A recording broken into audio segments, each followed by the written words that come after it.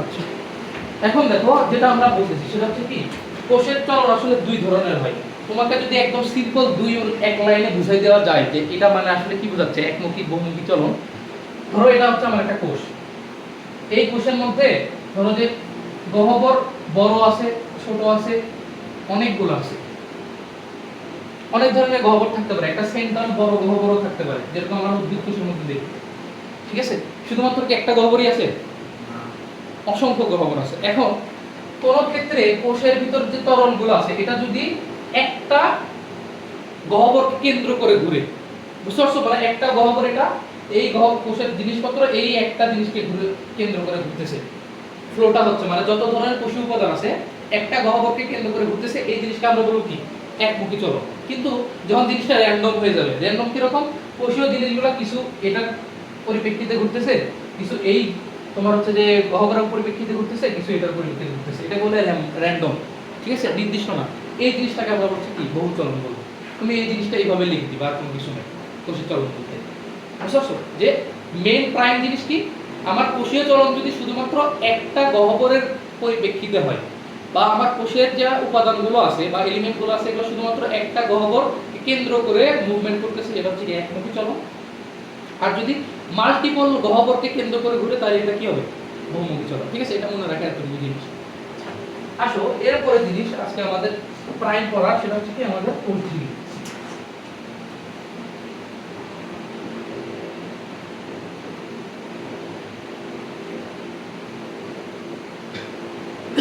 দেখো পাঁচটা জিনিস আমরা একটু করি। দেখো বলো, ফিলিক শব্দের অর্থ জানো?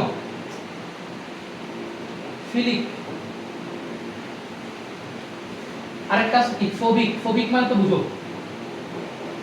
ফোবিক মানে বুঝো না? ফোবিক, ফোবিক কই থেকে আসে? ফোবিয়া থেকে আসে। ফোবিয়া, ফোবিয়া মানে হচ্ছে কি এক ধরনের ভয় বা এক ধরনের আতঙ্ক।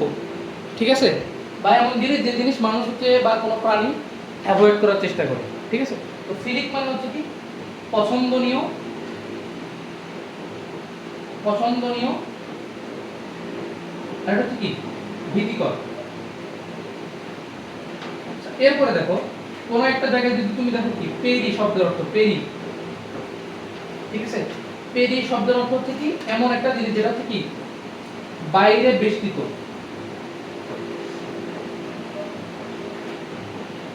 বাইরে বেষ্টিত কিভাবে, দেখো আমরা কি পড়ছিলাম, পেরিকার্ডিয়াম পড়ছিলাম না?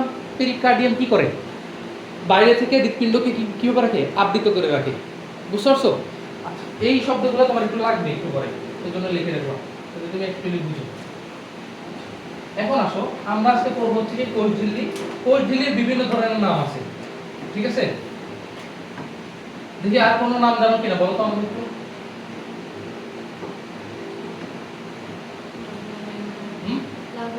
হ্যাঁ, একটা হচ্ছে কি প্লাজমা মেমব্রেন। তো বলছে আরো বলো দেখি।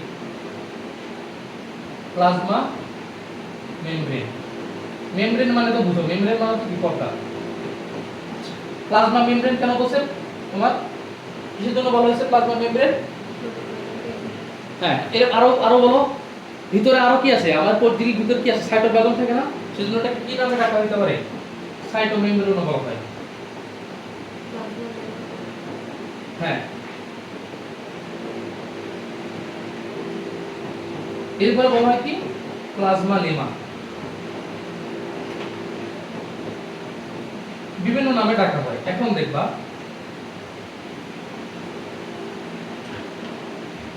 আমরা যখন এই লেমা শব্দটা সবসময় হচ্ছে কি যখন পর্দা নির্দেশ করবে তখন আসবে কিভাবে, দেখো আমাদের একটা চ্যাপ্টার আছে উদ্ভিদ টিস্যু, ওখানের মধ্যে দুইটা জিনিস আছে। একটা হচ্ছে কি এপিডার্মিস। এপিডার্মিস বলতে কি বোঝাচ্ছে বলতো, কি বলছিলাম আমরা, এপি হচ্ছে কি তোমার বাইরে বোঝাবে, বাইরে। ঠিক আছে, এন্ডো মানে কোথায় বোঝাবে, ভিতরে। আর মেজো মানে কি বোঝাবে বলো, মাঝে। মেজো শব্দটা কোন জায়গা থেকে আসছে বলছিলাম, সেটা কি মেটা থেকে আসছে, মানে মাঝে। এখন দেখো আমি কি বলছি, এপিডার্মিস মানে কি বাইরের আবরণ, বাইরের ত্বক। ডার্মিস শব্দের অর্থ কি, ডার্ম থেকে আসছে। ডার্ম মানে কি স্তর। এপিডার্মিস বলতে বলতেছি আমি কি বাহিরের স্তর। এন্ডোডার্মিস মানে কি ভিতরের স্তর। মেজোডার্ম মানে কি মাঝের স্তর, ঠিক আছে। এখন আসো, এই কোষ ঝিল্লিকে আমরা বিভিন্ন নামে ডাকতেছি বিভিন্ন বৈশিষ্ট্যের উপর ভিত্তি করে, ঠিক আছে। এখন এখানে সবথেকে বেশি গুরুত্বপূর্ণ জিনিস সেটা হচ্ছে কি, এই কোষ ঝিল্লি কিভাবে গঠিত, কোষ ঝিল্লি কিভাবে গঠিত, কোষ ঝিল্লির গঠনটা। এখন বিভিন্ন বিজ্ঞানী বিভিন্নভাবে জিনিসটাকে ব্যাখ্যা করতে চাইছে, ঠিক আছে। বিভিন্ন বিজ্ঞানী বিভিন্ন জিনিস ব্যাখ্যা করতে চাইছে। এখন আমরা দেখব যে সব বিজ্ঞানী একটা জায়গায় এসে মিলিত হয়েছে, সেটা হচ্ছে কি, যে আমার কোষ ঝিল্লিটা, কোষ ঝিল্লির প্রধান প্রধান গাঠনিক উপাদান, গাঠনিক উপাদান গাঠনিক উপাদান হচ্ছে কি, ফসফোলিপিড, ফসফোলিপিড। আচ্ছা তুমি আমাকে বলো, লিপিড আসলে কি জিনিস?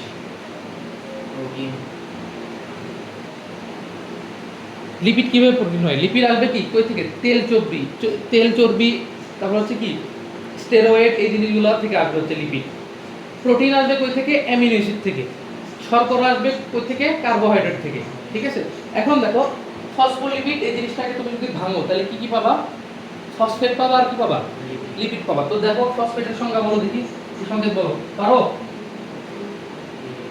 আচ্ছা, এর সাথে কি যুক্ত হবে? একটা লিপিড যুক্ত হবে। এই জিনিসটাকে আমরা বলতেছি কি, ফসফোলিপিড। তো মেজরিটি কেসে কি বলতেছে, যত ধরনের বিজ্ঞানী এই কোষ ঝিল্লি গঠনিক স্ট্রাকচার নিয়ে গবেষণা করছে তারা একমত হচ্ছে কি, আমার কোষ ঝিল্লি তৈরির প্রধান যে উপাদান সেটা হচ্ছে কি, এই ফসফোলিপিড। বুঝতে পারছো? আচ্ছা, এটা হচ্ছে কি আমাদের মেইন জিনিস গেল। এখন আসো পরবর্তীতে কি, সবার প্রথম যে মতবাদটা সেটাকে বলা হয় স্যান্ডউইচ মতবাদ।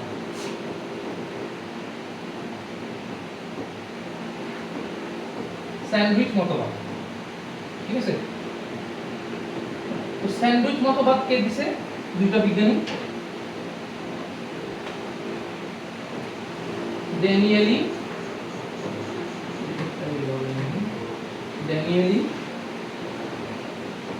আর হচ্ছে কি ডেভসন। এই দুইটা বিজ্ঞানী মিলে কি দিছে? এই স্যান্ডউইচ মতবাদ দিছে। স্যান্ডউইচ মতবাদটা কি রকম আমরা একটু দেখি আসো। তার আগে একটা জিনিস দেখো, এই ফসফোলিপিড যেটা আমরা বললাম, ফসফোলিপিড দেখতে কি রকম হয়?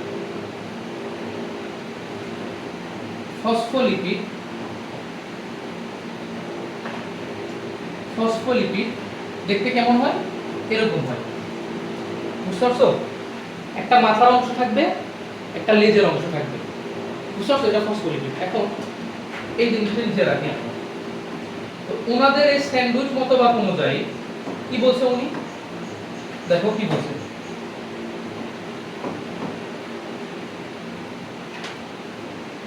এই চিত্র কিন্তু পরীক্ষার মধ্যে আসবে, ঠিক আছে। আগে দেখো, আঁকি।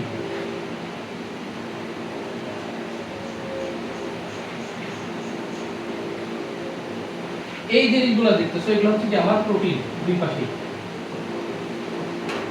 প্রোটিন, ঠিক আছে। এরপরে দেখো আমাদের এই ফসফোলিপিডগুলো দিয়ে দাও।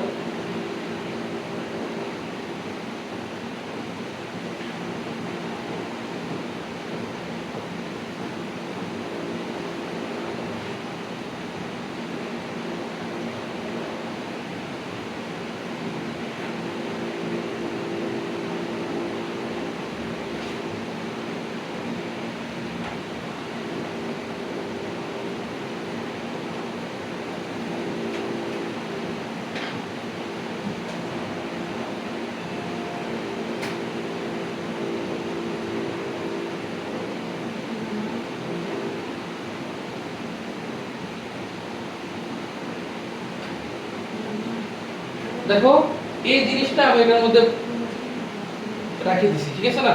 এখন তুমি বলো তো কয়টা ফসফোলিপিডের লেয়ার আছে? দুইটা না? তো এই দুইটাকে আমরা কি বলি? বাই। তার মানে কি হবে নাম? কি নাম হবে? Phospholipid bilayer. Phospholipid bilayer. এখানের মধ্যে আমাদের এই স্যান্ডউইচ মতবাদ অনুযায়ী ওনারা শুধুমাত্র প্রাইমারি জিনিসপত্র বলছে কি যে আমাদের এই যে কোষ ঝিল্লিটা কি দিয়ে তৈরি, ফসফোলিপিড বাইলেয়ার দিয়ে তৈরি, ঠিক আছে, আর কোনো কিছু বলতে পারে না ওনারা, বুঝতে পারছো? কিন্তু জিনিসগুলা একদম আরো স্পেসিফিক ভাবে বের হয়ে আসছে কোন জায়গায়, আমাদের ওই তোমার যেটাকে আমরা বলছি কি ফ্লুইড মোজাইক মডেল, ওখানের মধ্যে বের হয়ে আসছে, দেখবা এখন, বুঝতে পারছো? এখন একটা কাহিনী আছে, কাহিনী কি যে এই যে আমরা ফসফোলিপিড পড়তেছি, ফসফোলিপিডের দুটো জিনিস আছে, সেটা কি দেখো, মাথার অংশ, লেজের অংশ, ঠিক আছে, কিছুক্ষণ আগে একটা জিনিস বললাম না, ফিলিক ফোবিক, ঠিক আছে, মাথার অংশটাকে বলা হয় হাইড্রোফিলিক। হাইড্রোফিলিক মানে কি বলতো? পানি আকর্ষী, পানি পছন্দকারী। আর লেজের অংশটাকে আমরা বলতেছি কি হাইড্রোফোবিক। মানে কি এটা হচ্ছে কি সিম্পলি ভাবে হচ্ছে কি পানি আকর্ষী, আকর্ষী, ঠিক আছে, আর এটা হচ্ছে কি পানি বিকর্ষী।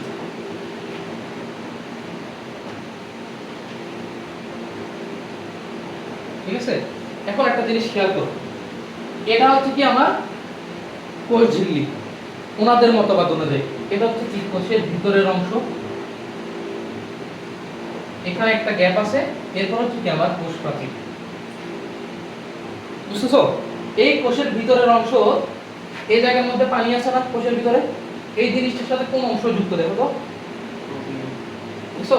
প্রোটিন না, লিপিডের কোন অংশ যুক্ত? পানি আকর্ষী অংশ যুক্ত। আর লেজ পর্যন্ত কি পানি যাইতে পারতেছে? যেতে পারতেছে না।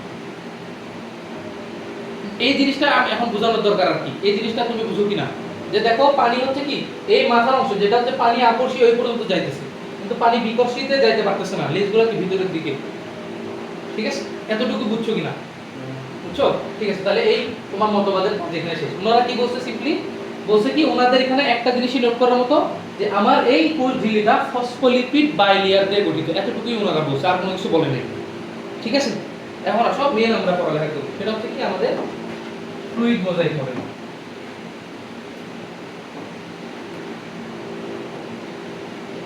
ফ্লুইড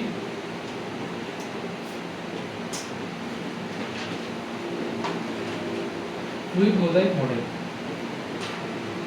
ঠিক আছে? আচ্ছা, এখন এই ফ্লুইড মোজাইক মডেলের মধ্যে একটা জিনিস হচ্ছে কি, এটা যে বিজ্ঞানী দিছে দুইজনের নাম হচ্ছে কি নিকলসন, নিকলসন আর হচ্ছে কি সিঙ্গার,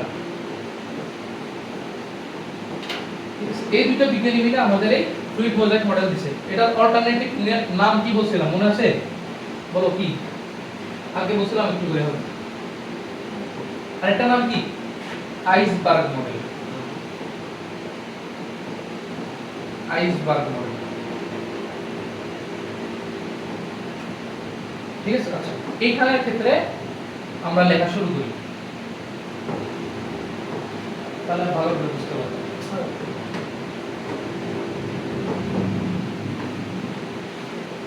আনুষঙ্গিক যা কিছু লাগবে এই মডেলটা পড়ার জন্য সবকিছু তুমি মোটামুটি জানো, ঠিক আছে? এখন আমরা কি করব, অ্যাসেম্বল করব সবকিছু, ঠিক আছে?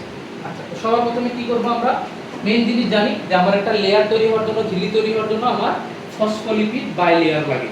কি লাগে? Phospholipid bilayer. দাও ফসফোলিপিড বাইলেয়ারটা দাও।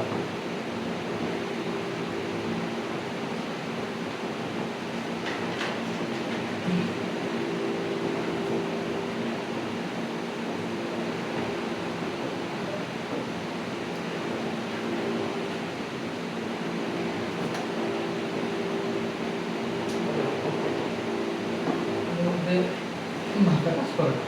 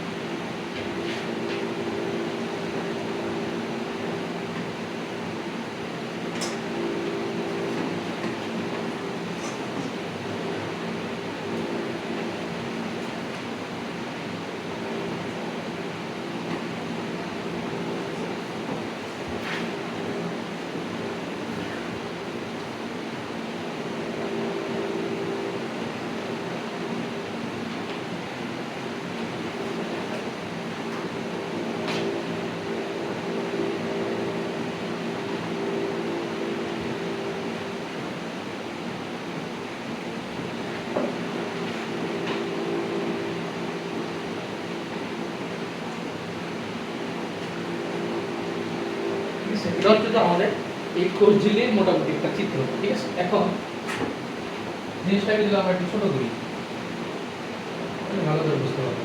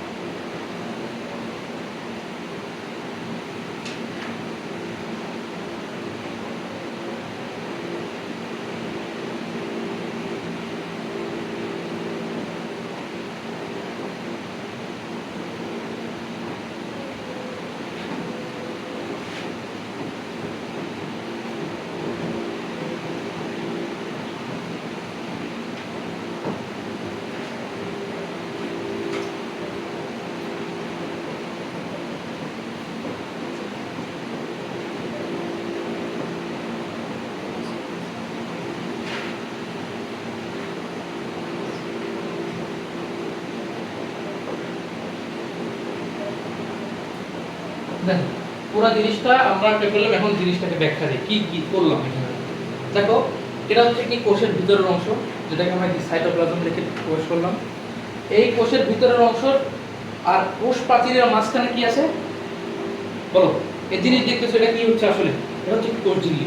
কার কার ভিতরে আছে কোষের ভিতরের অংশ আর হচ্ছে কি তোমার কোষ প্রাচীরের মাঝখানে একটা জিনিস আছে, এবং দেখো দুই পাশে কিন্তু জায়গা আছে, দেখছো কোষ ঝিল্লির বাইরেও কিন্তু জায়গা আছে।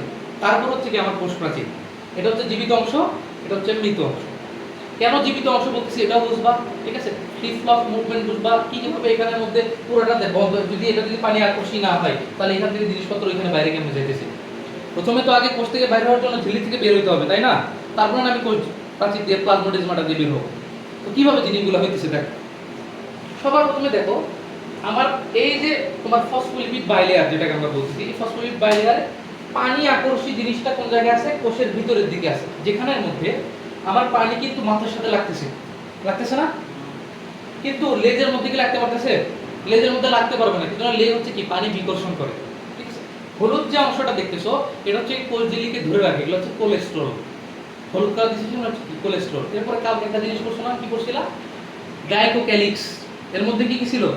গ্লাইকো প্রোটিন আর কি গ্লাইকো লিপিড। এখানের মধ্যে খেয়াল করো এই যে স্ট্রাকচারটা এটা কার সাথে যুক্ত হয়ে আছে দেখো। এটা হচ্ছে কি এখানে তিন টাইপের প্রোটিন আছে, আমি তিন টাইপের প্রোটিন দিছি। এটা এক ধরনের প্রোটিন, এটা এক ধরনের প্রোটিন, এটা এক ধরনের প্রোটিন, বুঝতে পারছো? তো এই যে তোমার হচ্ছে ক্রিস্টালের মতো জিনিসটা এটা কার সাথে যুক্ত হয়ে আছে? প্রোটিনের সাথে না, তার জন্য এটার নাম কি হয়েছে? গ্লাইকোপ্রোটিন। এখানে দেখো এটা কার সাথে যুক্ত হয়ে আছে? ফসফোলিপিডের সাথে যুক্ত হয়ে আছে না, এখান থেকে এর নাম কি আছে? গ্লাইকোলিপিড।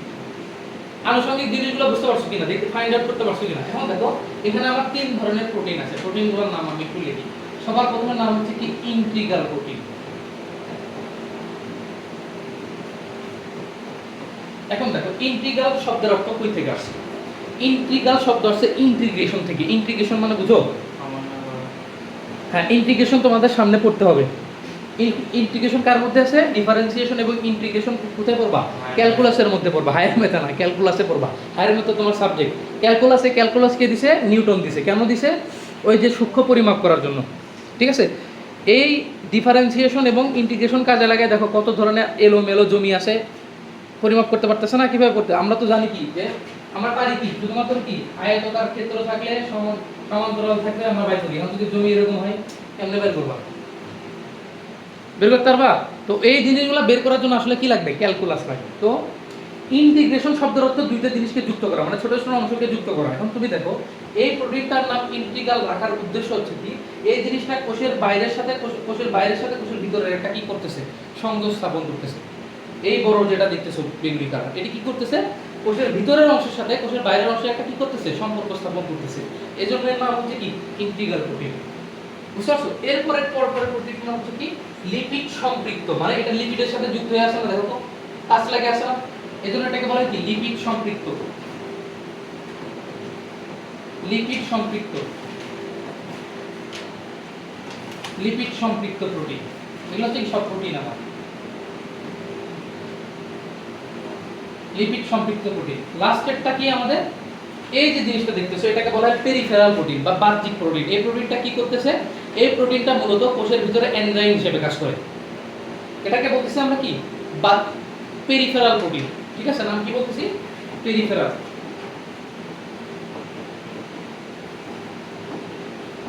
এ কি করে, এ হচ্ছে হালকা ভাবে একটু যুক্ত থাকে কোষ ঝিল্লির সাথে, যখন কোনো জায়গায় এনজাইমের প্রয়োজন হয় এও কি করে খুলে যায় কাজ করে। এখন তোমরা কতগুলো জিনিস শুনছো না ভাই, এনজাইমের নাম শুনছো, হরমোনের নাম শুনছো, ইন্টারফেরনের নাম শুনছো, সব কিছু জিনিস কিসের ভিত্তিতে তৈরি হয়, সব কিছু হচ্ছে কি অ্যামিনো অ্যাসিড দিয়ে তৈরি হয়। তার মানে সব কিছুর মধ্যে গঠনের মধ্যে কি আছে, প্রোটিন আছে। বুঝতে পারছো, এই যে তুমি এনজাইম, আমরা বলছি না বায়োলজিক্যাল কোনো কাজ এনজাইম ছাড়া হবেই না, প্রত্যেকটা কাজ করার জন্য নির্দিষ্ট টাইপের কি লাগবে, এনজাইম লাগবে। এই এনজাইমগুলো গঠন হয় কি দিয়ে, তোমার আরএনএ। আরএনএটা কি কি কাজ করে, আরএনএটা ওই এনজাইমটা কি কাজ করবে এই জিনিসটা নির্ধারণ করে দেয়, আর অ্যাকচুয়াল কাজগুলো করে কি প্রোটিন। বুঝতে পারছো, এনজাইমের যদি তুমি ভাঙো যে একটা এনজাইম আছে, এনজাইমটা কোন কাজ করবে এই জিনিসটা নির্ধারণ কিভাবে হয় আর কিভাবে করতেছে। একটা এনজাইম দেখো, এই এনজাইম অন্য একটা এনজাইমের কাজ করতে পারতেছে না, কেন করতে পারতেছে না, ওর কমান্ড নাই ওইটা। ঠিক আছে, এই কমান্ডটা বহন করে কি আরএনএ, আর অ্যাকচুয়াল কাজগুলো করে কি প্রোটিন। তো প্রোটিন আর তোমার আরএনএ মিলে তৈরি করে কি আমার এনজাইমগুলো বা তোমার হরমোনগুলো। বুঝতে পারছো, সবগুলো হচ্ছে কি প্রোটিন বেস। এখন দেখো ও কি করলো, কোষের ভিতরে এবং বাইরে সম্পর্ক স্থাপন করলো, দুটোকে আমি ইন্টিগ্রাল প্রোটিন নাম দিছি। ও হচ্ছে লিপিডের সাথে সম্পৃক্ত, তাই হচ্ছে কি লিপিড সম্পৃক্ত প্রোটিন বলছি। এ হচ্ছে কি আমার পেরিফেরাল বাহ্যিক প্রোটিন, এ হচ্ছে এখানে যুক্ত থাকে না, এ হচ্ছে এনজাইম হিসেবে কাজ করে, যখন দরকার হবে এখান থেকে খুলে যায় কাজ করবে। ঠিক আছে, আচ্ছা দেখো এখন মেইন মেকানিজম আসলে হইতেছে কি, এই যে তুমি ইন্টিগ্রাল প্রোটিন দেখতেছো, এই হচ্ছে কি হিসেবে কাজ করে, পাম্প হিসেবে কাজ করে। বুঝতে পারছো, কোষের ভিতর যাবতীয় যে জিনিসগুলো আছে এই জিনিসগুলো এখান দিয়ে যায়, কি যায়, নির্দিষ্ট টাইপের জিনিস যায়। ধরো আয়ন, পানি, মানে এটা হচ্ছে একটা বৈষম্য ভেদ্য একটা পাম্প। ও শুধুমাত্র নির্দিষ্ট টাইপের আয়ন এবং পানিকে কি করবে, এই দিক দিয়ে এখানে যাইতে দিবে, বাকিগুলোকে যাইতে দিবে না। বুঝতে পারছো, আচ্ছা এখন দেখো তুমি জিনিসগুলো ব্যাখ্যা দিবা কিভাবে, পুরো জিনিসটা ব্যাখ্যা দিবা কিভাবে। ঠিক আছে, ব্যাখ্যা দিবা এভাবে যে আইসবার্গ মডেল অথবা ফ্লুইড মোজাইক মডেল অনুযায়ী কোষ ঝিল্লি ফসফোলিপিড বাইলেয়ার দিয়ে গঠিত। ঠিক আছে, ফসফোলিপিডের একটি পানি আকর্ষী মস্তক অংশ আছে এবং পানি বিকর্ষী লেজ অংশ আছে। ফসফোলিপিড বাইলেয়ারের ভিতরে 3 ধরনের প্রোটিন সংযুক্ত থাকে, যেটি কোষের ভিতরে এবং কোষের বাইরের মধ্যে সম্পর্ক স্থাপন করে, তাকে ইন্টিগ্রাল প্রোটিন বলা হয়। যে প্রোটিনটি লিপিডের সঙ্গে সম্পৃক্ত অবস্থায় থাকে তাদেরকে কি বলা হয়, লিপিড সম্পৃক্ত প্রোটিন বলা হয়। আর কোষের ভিতরের দিকে বাহ্যিক প্রোটিন হিসাবে আমাদের পেরিফেরাল প্রোটিন অবস্থিত থাকে। এরপর লিখবা যে প্রোটিনের সাথে অংশ, প্রতি প্রোটিনের সাথে যুক্ত গ্লাইকোক্যালিক্সের যে অংশটা বা যে ক্রিস্টালটা যুক্ত থাকে তাকে আমরা বলতেছি কি, গ্লাইকোপ্রোটিন। আর লিপিডের সঙ্গে যে গ্লাইকোক্যালিক্সের ক্রিস্টালটা যুক্ত থাকে তাকে আমরা বলছি কি, গ্লাইকোলিপিড। এভাবে ব্যাখ্যা দিবা। এরপরে বলবা যে ইন্টিগ্রাল প্রোটিনের মাধ্যমে কোষের ভিতর থেকে কোষের বাইরে সম্পর্ক স্থাপন হয়। বিভিন্ন নির্দিষ্ট টাইপের নির্দিষ্ট ধরনের আয়ন এবং পানি কি হচ্ছে এখানের মধ্যে চলাফেরা করতে পারে, করার পরে কোথায় আসবে, কোষের বাইরের অংশের মধ্যে আসবে। এরপরে এখান থেকে কোথায় যাবে, প্লাজমোডের মধ্যে বাইরে যাবে। বুঝতে পারছো, এখন দেখো তোমাকে যে আমি বলছি যে এটাকে বলা হয়েছে কি তোমার আইসবার্গ মডেল। আইসবার্গ মডেল বলতে আসলে কেন কেন বললো আইসবার্গ মডেল, তুমি চিন্তা করো এই পুরো ঝিল্লিটা কোষের মধ্যে ভাসমান অবস্থায় আছে না, যেহেতু পানি। এখন কি হইতেছে, কিছুক্ষণ পর পর এই জিনিসটা এখানে চলে যাচ্ছে, ওর জায়গায় অন্য একটা প্রোটিন আসতেছে, ওর জায়গায় অন্য একটা প্রোটিন আসতেছে, মানে এই প্রোটিনগুলো কি করতেছে, মুভ করতেছে। যেরকম আমাদের সমুদ্রের মধ্যে শিলাগুলো পানির স্রোতে এক একটা জায়গায় মুভ করে না, এরকম এই প্রোটিনগুলা এই যে মুভ করার যে ক্ষমতা, এটাকে বলা হয় flip flop movement. Flip flop movement কিভাবে হয়, এই যে প্রোটিনটা এখন এখানে ছিল কিছুক্ষণ পর এখানে চলে যাবে, মানে ঘুরতেছে আর কি ভাসমান জায়গার মধ্যে। শৈলী আসে এর মধ্যে কিছুক্ষণ পর পর এখানে আসতেছে, আবার এখান থেকে এখানে যাচ্ছে, এখান থেকে এখানে যাচ্ছে, এখান থেকে এখানে যাচ্ছে। এই ভাসমান তোমার তোমার শৈল বা তোমার বরফ শৈল যেভাবে মুভমেন্ট করে, এই মুভমেন্ট যেহেতু আমার কোষের জিনিসটা ডিপিক্ট করতেছে বা মিমিক করতেছে, এর কারণে এই জিনিসটাকে আমরা বলছি কি, আইসবার্গ মডেল। বুঝছো, এই জিনিসটা সাদৃশ্য থাকার কারণে। বাকি তুমি প্রথমে এই চিত্রটা লিখবা, বাকি আনুষঙ্গিক ব্যাখ্যা দিয়ে দিবা যেভাবে তোমাদেরকে বললাম। ঠিক আছে, চিত্র রাখছো, আঁকো।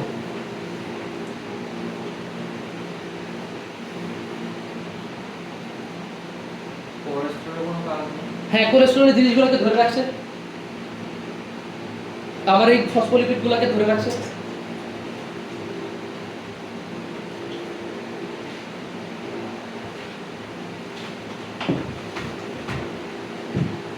এখন তোমাকে বলি, তাইলে এই যে আমাদের কোষ ঝিল্লির মধ্যে মুভমেন্ট হইতেছে, ঠিক আছে, বিভিন্ন ধরনের মুভমেন্ট হচ্ছে না। এখন এই মুভমেন্ট হওয়ার কারণে আমরা হচ্ছে কি বলতেছি, এই জিনিসটাকে আমরা জীবিত বলতেছি। বুঝছো, কোষ প্রাচীর কিন্তু নড়াচড়া করে না, কিন্তু কোষ ঝিল্লি কি করে, নড়াচড়া করে। বুঝছো, এই জন্য আমরা এত ছোটবেলা থেকে বুঝছি কি যে কোষ ঝিল্লি হচ্ছে মৃত, আর সরি কোষ প্রাচীর হচ্ছে মৃত আর কোষ ঝিল্লি হচ্ছে কি জীবিত, এই কারণেই হচ্ছে জীবিত। বুঝছো, এখানে তো আবার এরকম হবে না কোষ ঝিল্লি তোমার সাথে কথা বলা শুরু করবে জীবিত দেখে, এরকম বিষয় না। ঠিক আছে, তোমরা চিত্রটা লেখো, ব্যাখ্যা আমি বলতেছি, তোমরা নিজে নিজে লিখবা। ঠিক আছে, তারপরে ওটা মডিফাই করি। চিত্রটা আগে দেখছো? হ্যাঁ, এটার নাম হচ্ছে তোমার ওই যে বলছি তো স্যান্ডউইচ মডেল, মানে জিনিসটার নাম ফসফোলিপিড। আমি এগুলা নামকরণ করিনি আল্লাহ, দেখো আমি লিখে দিচ্ছি সবগুলা। এটা হচ্ছে কি আমাদের লিখে দিচ্ছি, এটা হচ্ছে কি আমাদের ফসফোলিপিড, সরি গ্লাইকোলিপিড, গ্লাইকোলিপিড। ঠিক আছে, এটা হচ্ছে কি আমার লিপিড সম্পর্কিত প্রোটিন, লিপিড সম্পৃক্ত প্রোটিন, ঠিক আছে। এরপরে এটা হচ্ছে কি আমার গ্লাইকোপ্রোটিন। তার মানে একটা জিনিস বুঝতে পারছো, কালকে যা আমরা বললাম যে প্রথম যে স্তর আছে প্রাইমারি স্তর, ওটা গ্লাইকোপ্রোটিন দিয়ে তৈরি, তার মানে এরকম একটা প্রোটিন কম্পাউন্ড দিয়ে হচ্ছে কি আমাদের প্রথম ইয়েটা তৈরি। এরপরে লেখো এটা হচ্ছে কি আমাদের ইন্টিগ্রাল প্রোটিন, ইন্টিগ্রাল প্রোটিন কি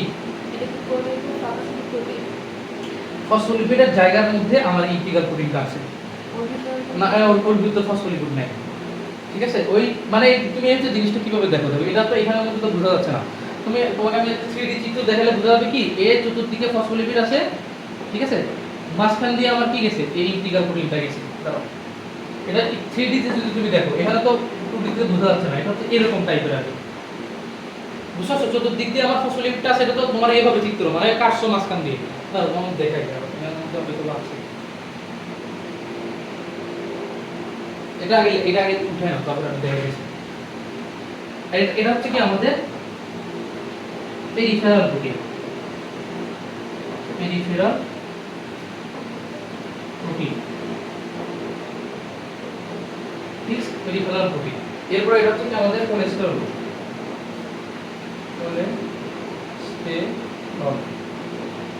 লাস্টে এই দুটো জিনিসকে আমরা কি বলবো, তোমার ফসফোলিপিড বাইলেয়ার বা দুই লেয়ার, ফসফোলিপিড বাইলেয়ার।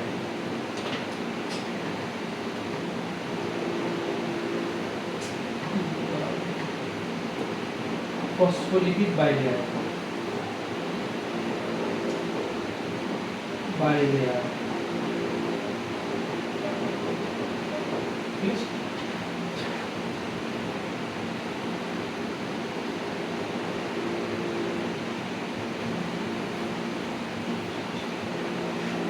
এর মধ্যে কাজের সঙ্গে দাও মধ্যবর্তী যেখানের মধ্যে প্লাজমোডেজ মারতেছে,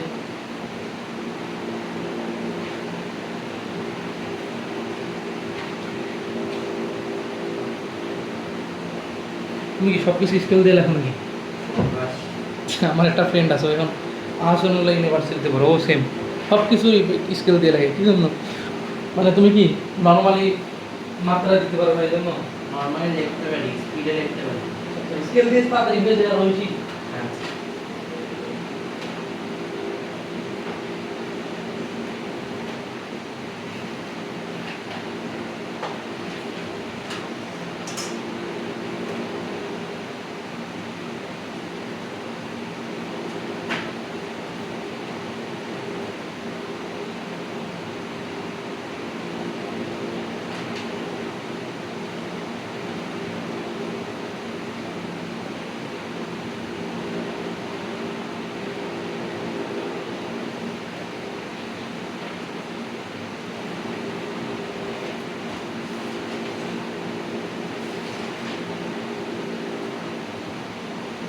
তোমাদের 4টা ক্লাস মিস দিছিল মনে হয় না?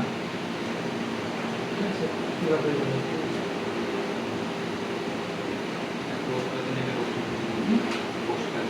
হ্যাঁ।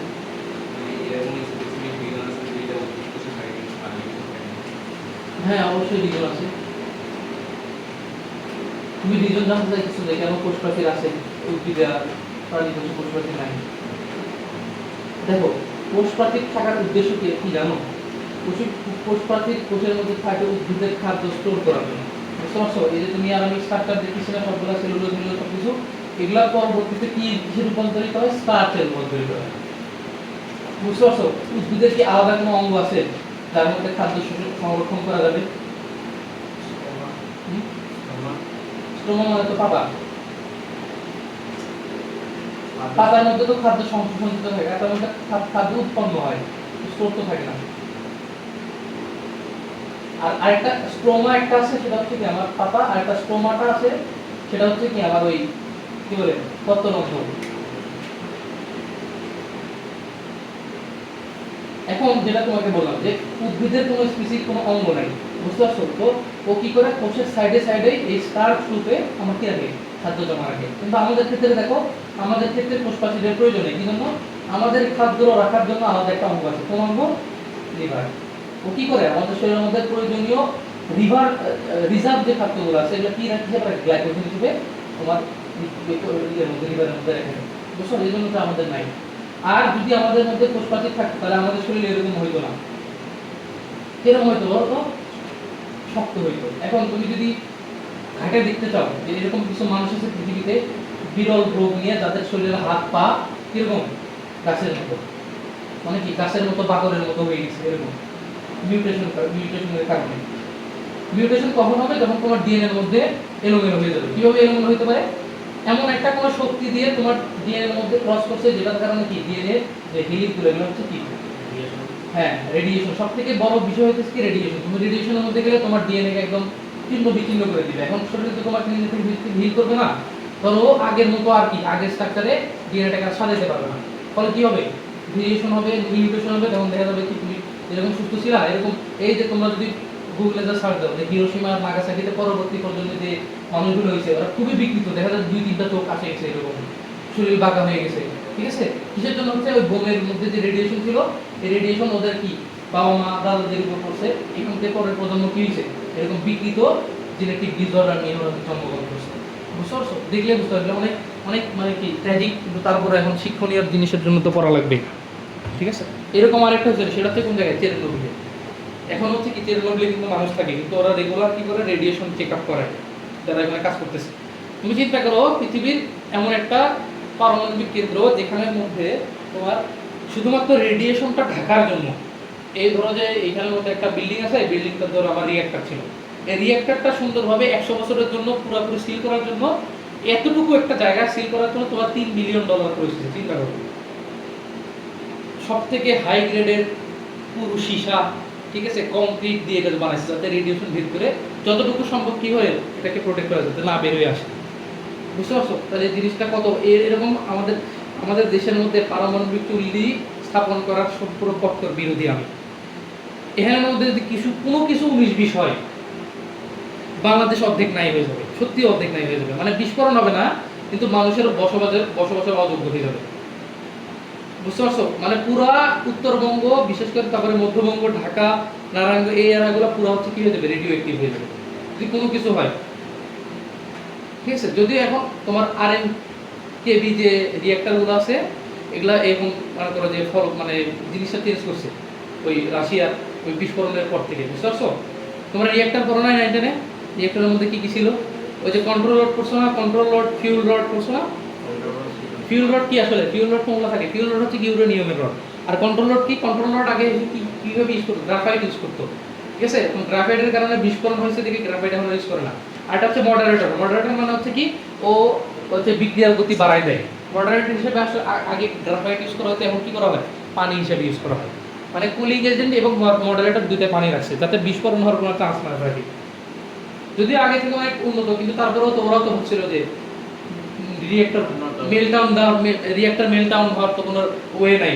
ওরা তুমি বিশ্বাস করো যে অলরেডি 1 মাস হয়ে গেছে, তারপরও অনেক বিজ্ঞানী বিশ্বাসই করতে চায় না এখানে রেডিয়েশন দিয়ে মানুষ মারা যাইতেছে। বুঝতে পারছো? ওরা বিশ্বাসই করে, বলতে আর কেবি রিঅ্যাক্টর কোনো বিস্ফোরণ হইতেই পারে না, এটা সম্ভবই না। ঠিক আছে, মানুষের জানার কোনো শেষ আছে তাহলে? বুঝতে পারছো? কোনো শেষ নেই। ওরা ওরা ওদের থিওরি অনুযায়ী, ওদের হিসাব কিতাব অনুযায়ী এই রিঅ্যাক্টর কোনোদিন বিস্ফোরণ হওয়ারই কথা না, হইল কেন? ঠিক আছে, রেডিয়েশন হচ্ছে পরিমাপ করা হচ্ছে রন্টজেন, একটা আছে না তোমার, কি বলে, মৌল আছে না রন্টজেন, ওই রন্টজেন বিজ্ঞানের নাম থেকে হচ্ছে কি রেডিয়েশন মাপে। তো নরমাল হচ্ছে কি 2 রন্টজেন পর্যন্ত এটা হচ্ছে মানুষের জন্য ঠিক আছে। 3.6 রন্টজেন তোমার হচ্ছে কি ছিল, মোটামুটি তোমার শরীরের মধ্যে ক্ষতি করবে। ঠিক আছে, ওই বিস্ফোরণ হওয়ার পরে ওইখানের মধ্যে কত রেডিয়েশন ছিল তোমার কোনো ধারণা আছে? কত বলতো, কত হইতে পারে? 15,000। বুঝতে পারছো যে ওইখানে যে থাকবে ও সর্বোচ্চ 1 সপ্তাহ বাঁচবে না, এরকম। জায়গার ভিতরে তো দেখা যায় কি পরিমাপ করা যায়? তোমার এখন আছে না তোমার এই রেডিয়েশন মাপার জন্য কতগুলা আছে, অ্যালার্ম আছে। তুমি চিন্তা করো যে এইরকম হয়ে গেছিল। ওরা বলতেছে কি, ওদের মিটারে দেখো, ওদের মিটারে সর্বোচ্চ পরিমাপ করা যায় তো কত, 3.6। ওরা বলছে মাত্র 3.6 তো, অন্যদিকে 15,000 পার হয়ে গেছে। বুঝতে পারছো? মানে ওরা বলতেছে সর্বোচ্চ। এখন ওদের তোমার ক্যাপাসিটি হচ্ছে 3.6 পর্যন্ত দেখা, কন্টিনিউয়াসলি দেখাইতেছে। ওরা মনে করছে এত রেডিয়েশন। ঠিক আছে, পরবর্তীতে পরিমাপ করে দেখে যে প্রতি ঘন্টার মধ্যে এরকম 400টা করে হিরোশিমা বোমা ফালাইলে যেরকম রেডিয়েশন বেরোতো ওইরকম হইতেছে প্রতি ঘন্টাতে, আর বাড়তেছে ক্রমাগত। ঠিক আছে, এটা নিয়ে একটা অনেক বড় ডকুমেন্টারি আছে, ডকুমেন্টারিটা দেখিও। ঠিক আছে, আসলে অ্যাকচুয়ালি ইন্টেন্স জিনিসটা বুঝবো যে আমরা কত কিছু আমাদেরকে থেকে লুকায় রাখা হয়। আমাদের গভর্নমেন্ট বলো, দেশের যে কোনো দেশের গভর্নমেন্ট কত জিনিস আমাদের থেকে লুকায় রাখা হয়, আমরা জানিও না যে কত বিপদ নিয়ে তারা করতেছে আমাদের সাথে। ঠিক আছে, তারপরে ধরো যে এখনো মানুষের এখন কিছু মানুষ আছে যাদের আগ্রহ এত বেশি, তারাও এখন ওই তোমার হচ্ছে যে রিঅ্যাক্টর ঘুরতে যায়। চিন্তা করো, বুঝতেছো? এখনো এত মানুষের এত আগ্রহ ওইটা ঘুরতে যায়, তারপর কি প্রিকশন নিয়ে তাও ওই দেখাই লাগবে, মানুষের আগ্রহের কোনো শেষ নাই এরকম। আর এটা এক জায়গায় দেখতে গেলে তো সাবমিট ফেটে গেছে। হ্যাঁ, এই দেখো, এই আগে হচ্ছে কি সবার প্রথমে হচ্ছে তোমার পারমাণবিক সাবমেরিন বানাইছিল রাশিয়া বলতে হচ্ছে তোমার সোভিয়েত ইউনিয়ন আর কি। সোভিয়েত ইউনিয়ন তো এই কাহিনী মূলত এই চেরনোবিলের ডিজাস্টারের কারণে সোভিয়েত ইউনিয়ন ভেঙে গেছে। কিন্তু এত বেশি ক্ষতিগ্রস্ত হয়েছে ওদের সবাই, মনে যে দেশের উপরে এই রেডিও অ্যাক্টিভ মেঘগুলা গেছে, ওখানে এসিড রেন হয়েছে, এখানকার মানুষের ক্ষতি হয়েছে, তোমার ফসল নষ্ট হয়ে গেছে, প্রত্যেকটা কুকুর বিড়াল সব কিছুর মধ্যে রেডিয়েশন হয়ে গেছে। তখন কি করছে জানো, হান্টার বাহিনী পাঠাইছে যে ধরে ধরে এই সব পশু পাখিকে মেরে ফেলার জন্য, যাতে এগুলোর মধ্যে কন্টামিনেট না হয়। তুমি চিন্তা করো যে কত বড় ডিজাস্টার থেকে মানুষ বাইরে আসছে, এগুলা মানুষ জানে না। কিন্তু কি দেখো, সবকিছু কিন্তু ইতিহাসের পাতায় কিন্তু কি চাপা করে গেছে। এক সময় এমন সিচুয়েশন হয়ে গেছিল যে পুরা এই এশিয়া আমাদের ধ্বংসস্তূপ হয়ে যেত, ইউরোপ এশিয়া পুরো ধ্বংসস্তূপ হয়ে যেত, এরকম সিচুয়েশন হয়ে গেছিল। বুঝছো? ওই তোমার কুলেন্ট আছে না, কুলেন্ট মানে যেটা দিয়ে আমার এই রিঅ্যাক্টরকে ঠান্ডা করে আর কি। মানে মূলত আসলে কি হয়, এই কন্ট্রোল রড দিয়ে তোমার যে পানি গরম করে, এই পানিটা গরম করে এই পানি থেকে বাষ্প হয় পানিটা, ওইটা দিয়ে একটা চাকা ঘোরায়, এখান থেকে বিদ্যুৎ উৎপন্ন, এটা হচ্ছে যে মেকানিজম। তো ওইটা যে লাইনের সাথে পানি ছিল, পানির সাথে কানেক্টেড ছিল চৌবাচ্চার সাথে, ওইখানের মধ্যে বিস্ফোরণ হয়েছে। বিস্ফোরণ হয়ে এখানের মধ্যে টেম্পারেচার বাড়ে গেছে। চিন্তা করো, কিছুক্ষণ আগে এখানের মধ্যে ধরো যে 40,000 ঘনকিউব পানি ছিল, এত টেম্পারেচার বেড়ে গেছে, এটা যদি সাথে সাথে লাগে সাথে সাথে পানিগুলো কি বাষ্প হয়ে যাবে না? এখন তুমি চিন্তা করো, একটা তরলের আকার ধারণ করার ক্ষমতা বেশি নাকি গ্যাসের? গ্যাস বেশি জায়গা নিয়ে থাকে নাকি তরল বেশি জায়গা নিয়ে থাকে? গ্যাস। তো ইনস্ট্যান্ট যদি এতগুলো পানি যদি বাষ্পে পরিণত হয়, তাহলে আরো বড় বিস্ফোরণ হতো না? যত যত এখন তো মেল্ট ডাউন হয়েছে, পুরো রিঅ্যাক্টর ফাটে যেত, আশেপাশে আরো 3-4টা রিঅ্যাক্টর ছিল, সব যেত গা। বুঝতেছো? ওইখান থেকে তাহলে কি হইতো দেখে, পলকের মধ্যে আমার এই জিনিসগুলো নিয়ে অনেক মানে ভয় লাগে যে যখন ওই হিরোশিমাতে বোমা ফালাইছিল, কিছু মানুষ রাস্তাতে হাঁটতেছিল, বুঝছো, মিনিটের মধ্যে ছায়া পড়ে গেছে, শুধু মানে ইভাপোরেট হয়ে গেছে, পুরো হাওয়া হয়ে গেছে, মানুষ ছায়াও নাই। এত ডেঞ্জারাস পারমাণবিক বোমা। ওইখানের মধ্যে তোমার পোস্ট বমের মধ্যে যখন গেছে, তখন দেখা যাচ্ছে কিছু মানুষ হাঁটতেছিল, কুকুর নিয়ে যাচ্ছিল, ওগুলার ছায়াগুলা রাস্তার মধ্যে পড়ে গেছে, মানুষের কোনো অস্তিত্ব নেই। হাড্ডি পর্যন্ত কি হয়েছে, ধোয়া হয়ে গেছে, মিশে গেছে বাতাসের সাথে। বুঝেছো? এগুলো কি ডেঞ্জারাস জিনিস। আর কয়দিন পরে বাঙালি এখন পারমাণবিক যুদ্ধ শুরু হবে, মানে কি মজার জিনিস। মানে মাঝখানে কি ওই যে তোমার প্যালেস্টাইনে পারমাণবিক বোমা যে ট্রাম্প পাগলামি করতেছিল না, যে আজকে প্যালেস্টাইনকে খাই দিব, ঠিক আছে, পারমাণবিক বোমা নিয়ে কেউ হচ্ছে যে কি করবে না, খেলাধুলা করবে না। বুঝতে পারছো? এটা অনেক খারাপ জিনিস। হাইড্রোজেন বোমা তো সেম জিনিসই তো, হাইড্রোজেন বোমার ভিতরে পারমাণবিক বোমাই থাকে, ওটাকে ট্রিগার করার জন্য পারমাণবিক বোমাকে ফাটতে হবে, তারপরে হাইড্রোজেন বোমা আরো ভয়ানক আর কি। ওটা নিয়ে তো চায়না ফ্লেক্স নেই যে আমরা হাইড্রোজেন বোমা মারা গেছি, মানে মানুষকে মারার জন্য। দেখো মানুষকে মারার জন্য আবার তোমার হচ্ছে কি করে গর্ব করে। বলো কে বানাইছিল পারমাণবিক বোমা জানো? ও ফিজিক্স বইয়ে পড়ছো না? একটা এসে পড়ছো যে তেজস্ক্রিয়তা নিয়ে কাজ করছে ম্যারি কুরি, ঠিক আছে? ওনাকে ডাকতো কি মাদাম কুরি বলে। একটা মানুষ যিনি হচ্ছে যে মানে এই রেডিয়েশন নিয়ে পুরো ওনার জীবনটাকে উৎসর্গ করে দিয়েছে। পরবর্তীতে উনি এই রেডিয়েশনের কারণে ক্যান্সারে মারা গেছে। এরপরে ওনার স্বামী হচ্ছে কি, ওনার স্বামী তারপর স্ত্রী দুইজনে হচ্ছে কি পাইছে, নোবেল পাইছে এই জিনিসগুলোর জন্য, ঠিক আছে? তো আমাদের এই জিনিস তৈরি করছে হচ্ছে ওপেনহাইমার, রবার্ট ওপেনহাইমার, চিনো না? মানুষের মুভি বেরিয়েছিল, দেখো নাই? Robert Oppenheimer. ওপেনহাইমার মনে করো হচ্ছে কি একটা কথা আছে না যে বেকুব সাজে যাওয়া, একটা কথা আছে না যে তুমি তোমার বন্ধুকে তোমার গুপ্ত প্ল্যান বলে দিছো, তোমার বন্ধু যা কাজ করে ফেলছে এরকম। তো ও পারমাণবিক বোমা বানাইছে হইতেছে যে তোমার মানে সায়েন্টিফিক মাইন্ডে অনেক কিছু থাকে না যে আমি এটা করে দেখি কি হয়, ঠিক আছে? ও আইডিয়া দিছে, ও বানাইছে এবং দেখতেছে যে মানুষ মারতেছে এটা দিয়ে। তো ও পুরো থ হয়ে গেছে যে এটা কি করতেছে। ও পরে যায় অনেক চেষ্টা করছে যে জিনিসগুলোকে ব্যান করার, যে পরবর্তীতে যারা পারমাণবিক অস্ত্র না তৈরি হয়, ঠিক আছে? কিন্তু পরে আর কেউ পাত্তা দেয়নি আর কি। যখন আমি সেম জিনিস কার ক্ষেত্রে হয়েছে, এই ডায়নামাইট, ঠিক আছে, যাকে তো আমরা নোবেল বলি না, হ্যাঁ, ও দেখতেছে আমি ডায়নামাইট বানাইছি কিসের জন্য, মানুষ যাতে আকরিক ভালোভাবে খনন করতে পারে, ঠিক আছে? খুঁড়ে খুঁড়ে এই জিনিস ভাঙা যায় না, ও এটা দিয়ে এখন দেয়া মানুষ মারতেছে। সবাই মানে কি ভালো জিনিস বানাতে যায়। তারপর হচ্ছে কি নিকোলা টেসলাকে চিনো? পৃথিবীতে আইনস্টাইনের পরে, নিউটনের পরে যদি পৃথিবীতে শ্রেষ্ঠ কোনো সায়েন্টিস্ট থাকে সে হচ্ছে নিকোলা টেসলা, ঠিক আছে? ক্রেডিট পাবে কি জন্য, কিভাবে পাবে? ওরে তো পাইতে দেয় নাই, ও পলিটিক্সের শিকার হয়েছে, তো অনেক পলিটিক্সের শিকার হয়েছে। ও চাইছিল কি যে বিদ্যুৎটাকে তোমার ওয়াইফাই এর মতো করে প্রবাহ করতে, বুঝতে পারতেছো? কত হাজার কোটি টাকা, কত শত বিলিয়ন ডলার বাঁচে যেত যদি ওই জিনিসটা যদি ওরা কি করতো, এই জিনিসটা যদি ওকে বাস্তবায়ন করতে দেয় নাই। তাহলে কি হবে? তোমার বিভিন্ন বড় বড় কোম্পানি যারা এগুলো বানায় তাদের লস হবে না, ঠিক আছে? আমি আগে এডিসনকে অনেক ভালো মনে করতাম যে ভাই লাইট বাল্ব বানাইছে, ঠিক আছে? ও ভাবের জন্য না, ও হচ্ছে কি ডিসি কারেন্ট নিয়ে কাজ করছে। এখন ডিসি কারেন্ট জেনারেট করা তো অনেক ইজি, বুঝতেছো? ডিসি কারেন্ট দিয়ে কিন্তু সবকিছু করতে পারবে না। ধরো যে ব্যাটারি দিয়ে আমরা জিনিসগুলো করি না, ডিসি কারেন্ট মানে কি একদিকে প্রবাহিত হইতেছে, বুঝতেছো? আর এসি কারেন্ট মানে কি অল্টারনেটিং কারেন্ট। অল্টারনেটিং কারেন্ট আবিষ্কার করছে কি এই তোমার নিকোলা টেসলা। উনি অনেক কিছু বানাইছিল। এই জিনিসগুলো শুধুমাত্র কি এই এডিসনের রয়্যাল সোসাইটির কারণে এই জিনিসগুলো বানাইতে পারেনি। এত ট্যালেন্টেড একটা মানুষ ছিল। উনি নরমালি ওনাকে একবার তোমার লন্ডনে ওই রয়্যাল সোসাইটিতে একটা বক্তব্য দেওয়ার জন্য ডাকছিল। তো উনি জিনিসপত্র দেখাইছে, ওইখানকার বিজ্ঞানীদের মাথাটা খুলে গেছে, বলে যে এত কিছু কেমনে জানছে। ওইখানের মধ্যে ডাইরেক্ট চিন্তা করো 15,000 ভোল্টের কারেন্ট নিজের শরীর দিয়ে পাস করছে, বুঝতেছো? কেমনে পাস করছে বলো তো?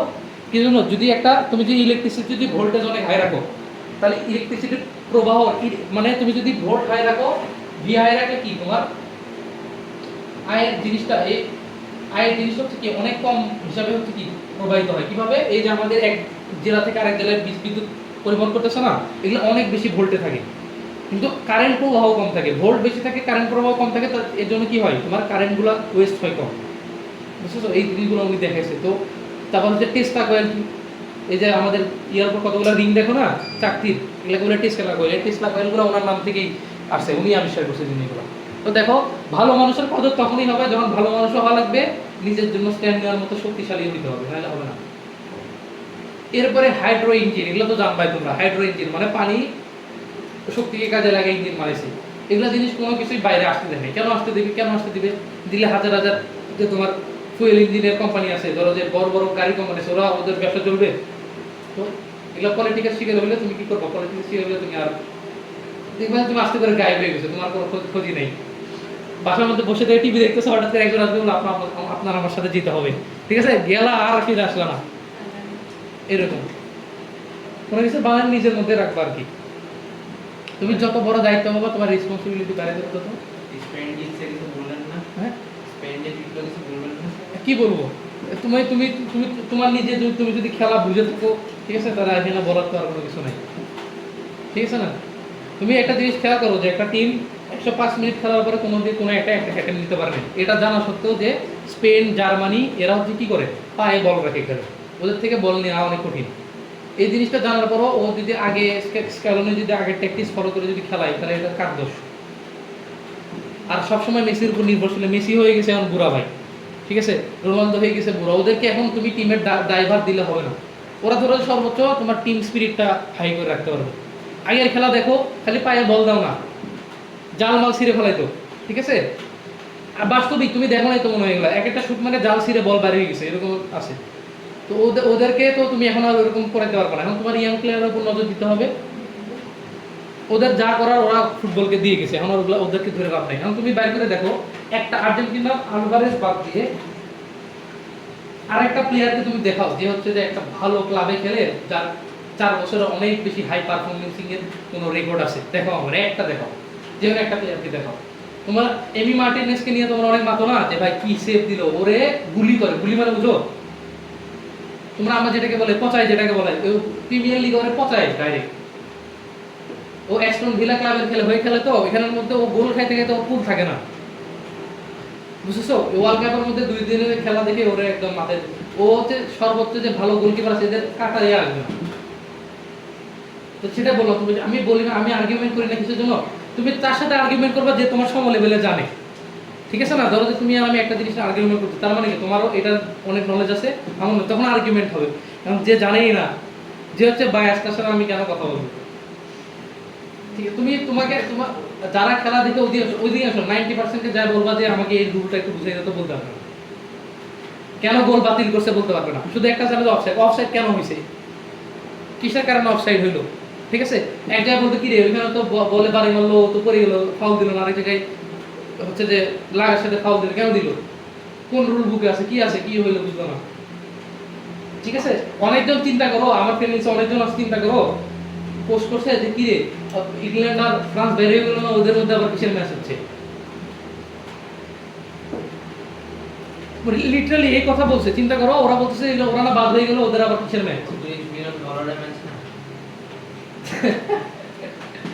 যেটাই হোক, ওরা বলতেছে কি ওরা বাদ হয়ে গেল, ওদের মধ্যে আবার কিসের ম্যাচ হচ্ছে, চিন্তা করো, বুঝতেছো তো। এরকম মানুষের সাথে তুমি কি আর্গুমেন্ট করবা, কি 5টা কাপের 4টা কাপের 3টা কাপের ঝগড়া করবা, ঠিক আছে। বাপ দাদা আমার এগুলো হচ্ছে লেম জিনিস, তারা ফুটবল খেলা দেখে না, এই ধরো খালি এই ওয়ার্ল্ড কাপের মধ্যে আসে 1 বছর খেলা দেখে, তাদের 1 মাস খেলা দেখে, তাদের সাথে তোমার আর্গুমেন্টে না যাবে ভালো, ঠিক আছে। ও তোমার ফুটবলের ইমোশন বুঝবে না। আর তুমি সারা বছর বিভিন্ন প্রিমিয়ার লিগ বলো, লা লিগা বলো, ঠিক আছে, চ্যাম্পিয়ন্স লিগ বলো, সব কিছু দেখো, এমনকি দেখা যাচ্ছে যে সুযোগ পেলে ইতালিয়ার খেলাও দেখো, তুমি তোমার সাথে ওর ইন্টেন্সিটি কখনো মিলবে না, ঠিক আছে। তুমি ওরা হচ্ছে যে এই 1 মাসই সারা রাত জেগে খেলা দিচ্ছে, আর তুমি সারা বছর এই যত খেলা হয় 1টা থেকে তো খেলা হয় সব তুমি দেখে দেখে দেখে দেখে দেখে আসতেছো। ও তাদের সাথে কি কথা বলবো, যে ধরো যে সর্বোচ্চ সবকিছু বাদ দাও, বলবো যে তোমার টিম সাপোর্ট করো, বেশি না 5টা প্লেয়ারের নাম বলো, বলতে পারো না, নাম বলো, শুধু নাম বলতে পারো। তো ও কেমনে যাকে তুমি চিনো না, সে কি কি এরকম খেলে না খেলে তুমি বুঝতে পারবা, বলতে পারবা না। এখন স্পেনের যে অবস্থা দেখো, স্পেন ওই দিন স্পেন মিনিমাম হইলো আরো 3-4টা গোল দিত, ঠিক আছে। এখন এক্সেপশনালি ভালো গোলকিপিং করছে ওই দিন এমি মার্টিনেজ, নাহলে গোল হয়ে যেত, ঠিক আছে। এখন তুমি চিন্তা করো, মেসি আছে, আলভারেজ আছে, মার্টিনেজ আছে, এনজো ফার্নান্ডেজ আছে, ম্যাকঅ্যালিস্টার আছে, ঠিক আছে, নিকোলাস ওটামেন্ডি আছে, প্যারেডাস আছে, সবাই আছে, ঠিক আছে। ও ধরো যে ডিফেন্সিভ মিডে খেলে, অ্যাটাকিং মিডে খেলে, সব কিছু মানলাম। এত কিছু থাকার পরও 105 মিনিটের মধ্যে একটা শটস নিতে পারে নাই, শর্টস অন টার্গেট তো বাদই দিলাম, একটা শটও নিতে পারে নাই 105 মিনিটের গেমের মধ্যে। তো তুমি এই টিমকে কিভাবে এক্সপেক্ট করো যে ও ওয়ার্ল্ড কাপ জিতবে,